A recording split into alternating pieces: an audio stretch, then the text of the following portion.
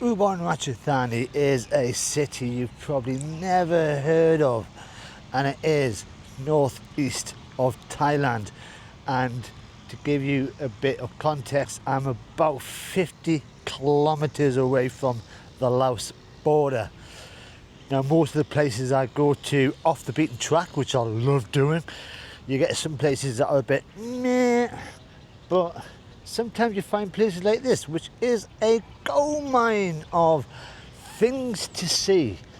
So what a better place to start than the city park. Now, I got here yesterday, staying in a hostel, which is £6 a night, which is perfect for my £25 a day budget. And this place is a 30-minute walk, 25-minute walk, depending how fast you want to go, from the hostel. Unfortunately, I've had to grab a grab bike taxi. I've got an injury. Now, if you follow me, you'll know that last week when I was in WWII, I had a little fall and did some damage to my ankles, and both of them. And the last couple of days, they've got, in fact, this is what they look like. They've got a bit of angry red, as I was told by one person this morning in the hostel. So, and they're starting to get a little bit painful. So after I do this little tour of the next hour and a half, I'm going to go to the chemist. I am going to go and get some antiseptic cream, and I am going to rest. But this is what the centre of the park. Look at that, that is golden. This is the Golden Candle Monument. So every July in this city there is the annual candle festival.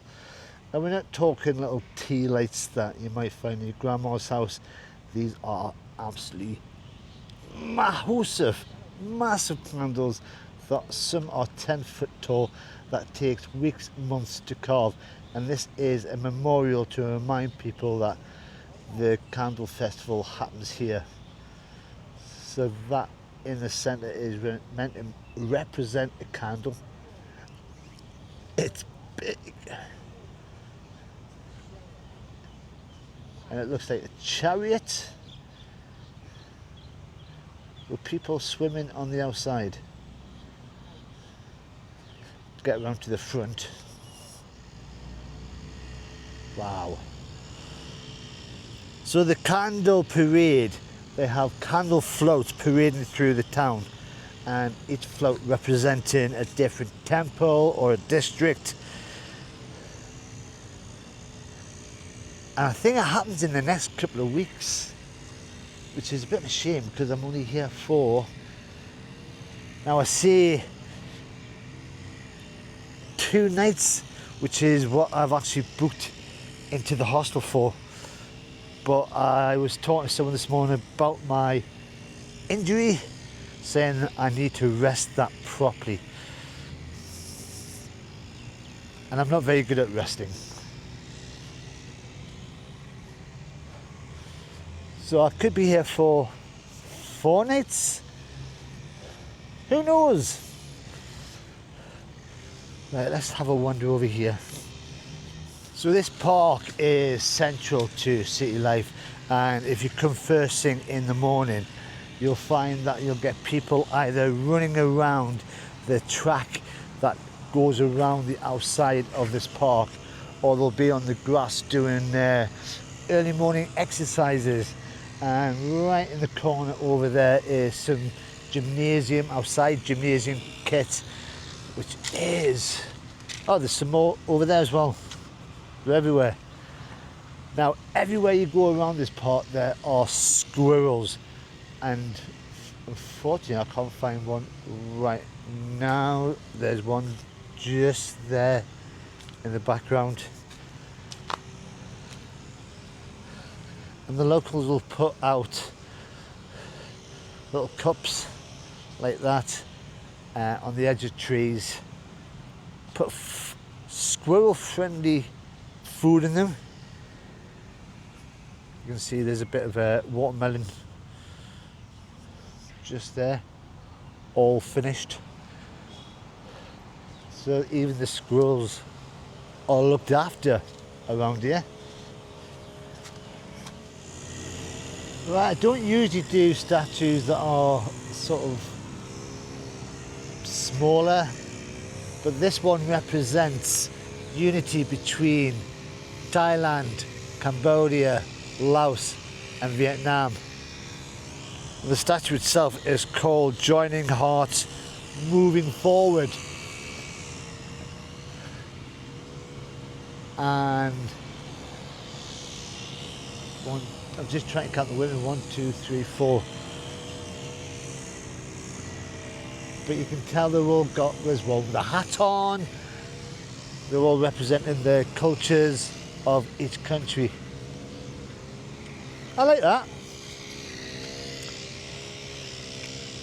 Right, I'm going to go back past the candle monument, and something right in the corner has caught my eye.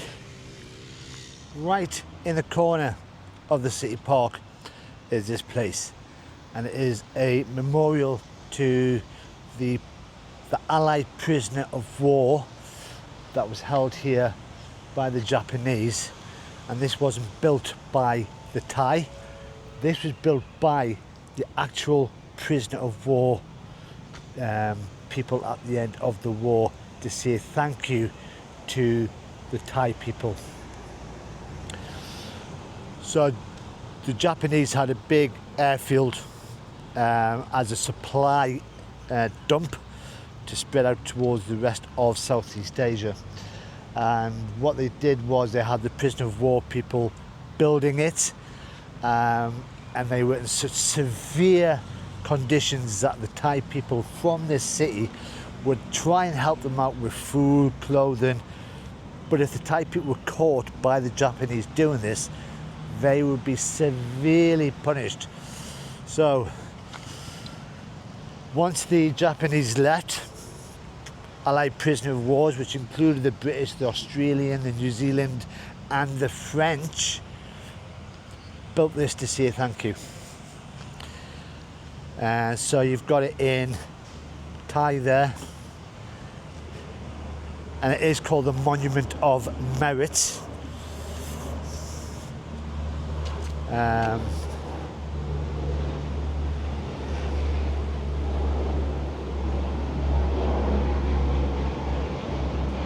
Which is something you don't really see in, or something I wasn't expecting to see in a place like this.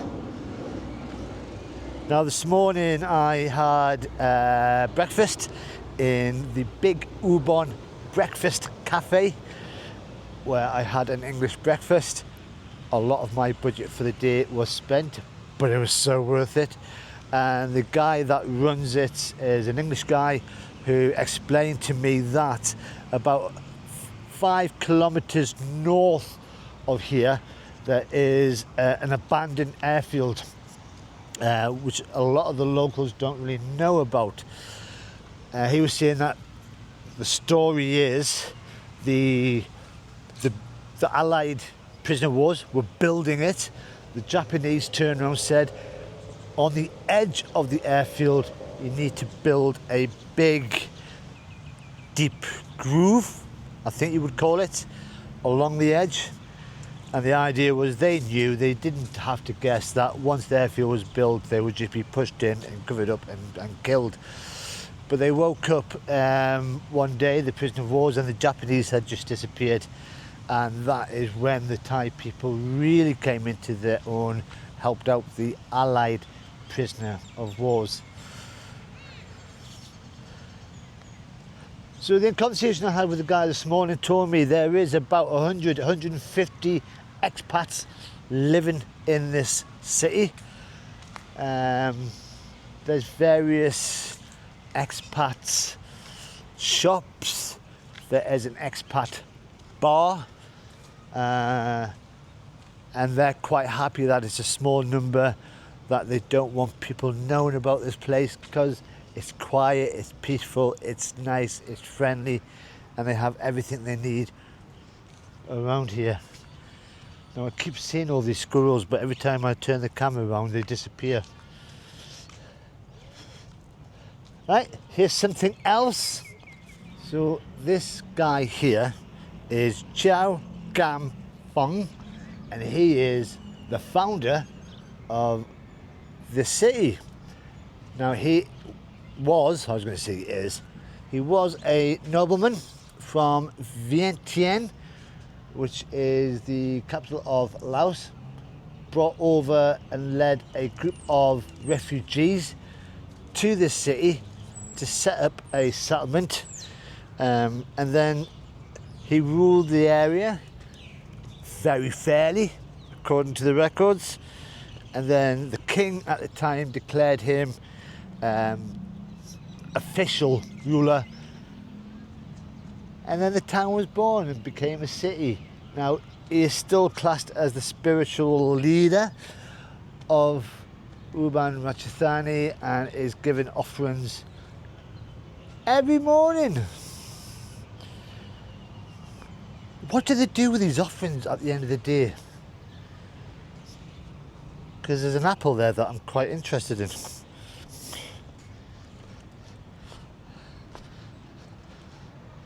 So for a small park, well, I say a small park, I've had a nice little walk around, but you've got all the history you need about the Candle Festival, the Allied prisoner of wars, the founder, you've got animals, you've got running tracks,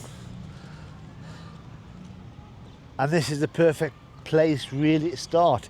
But now I'm going to go outside of the park and head to a temple. So I've just come out this end of the park, and all the way around, going round the outskirts, is a moat, which is quite unusual, and it looks like it is looked after. And then across the road, and the roads are pretty quiet-ish around here. This is the city pillar shrine, but in this area you've got statues, you've got fountains over there, you've got a lot of things going on. So I think I'm going to head towards the two fountains with a bridge.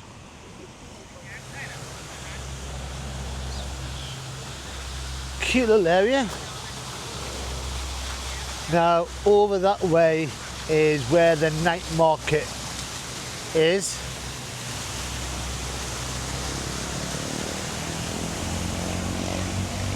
So there is a bridge, but it's not over water, but it's behind this guy here.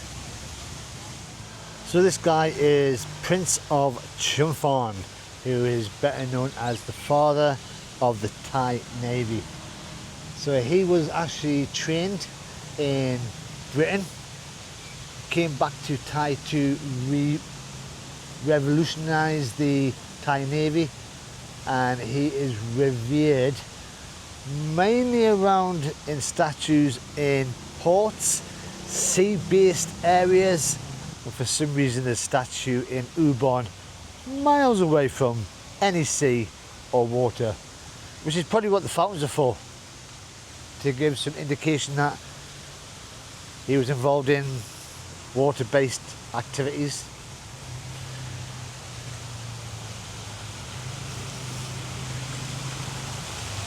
Because usually when you come to a Thai city, they do turn off the fountains during the day to save on water.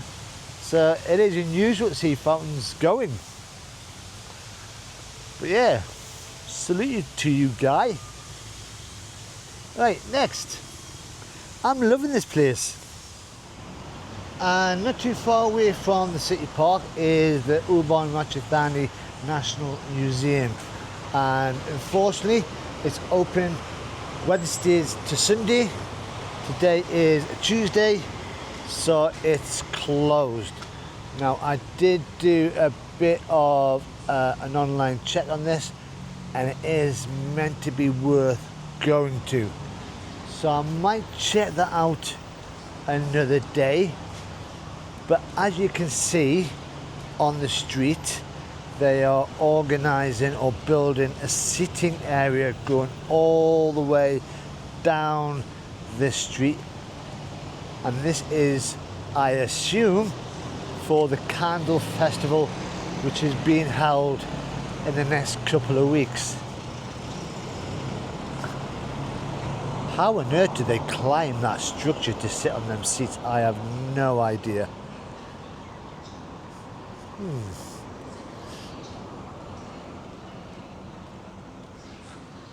Now, in the hostel I'm staying in, well worth going to, clean, tidy, free coffee. The owner was telling me that there is a lot of urban street art in the city and worth going to. So I've just checked on the map, and it is somewhere around here. Somewhere. So the urban art itself is not linked to one area itself, and if you look on Google Maps there is various little pinpoints to say urban art. So here's two of them. I mean, that looks pretty recent.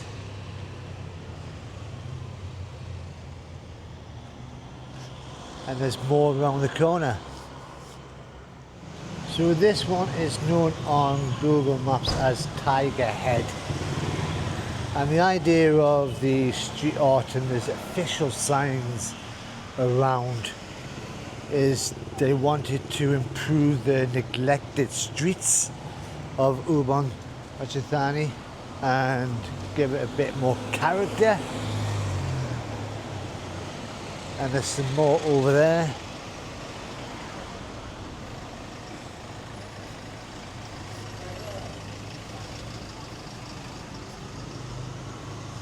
That looks like Salvador Dali.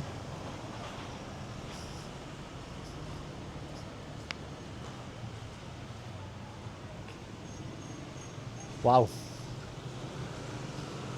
Quite good. Right, now, because I am feeling a bit